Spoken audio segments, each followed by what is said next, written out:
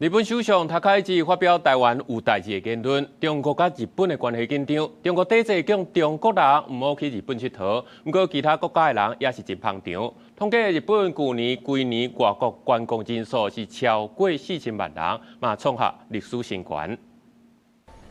日本唔那是个人出国旅游的首选。根据官方最新的统计，到日本的外国游客人数，去年头摆突破4000万人，创下历史上高的纪录。2025年の訪日外国人旅行者数は約4270万人となりました。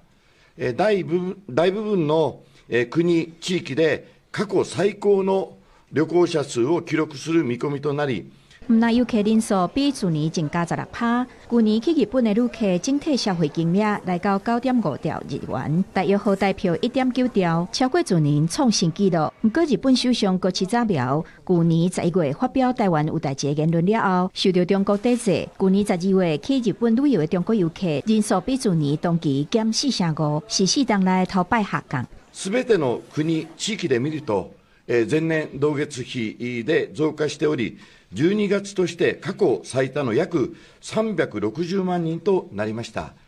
日本国土交通省指出，去年1月到11月，去日本的外国游客内面，中国人是上大的来源，占1/4。虽然到12月，中国游客明显减少，到目前也无上大影响。日本政府定出更较大的目标，希望2030年达到6000万人，消费额达到15兆日元。不过，因为中日关系紧张，中国甲香港的旅客人数可能会继续减少。今年去日本旅游的人数恐惊会比去年更较少。为了改变这个局势，日本嘛当咧积极招揽欧美的旅客。公司新闻张惠敏编译。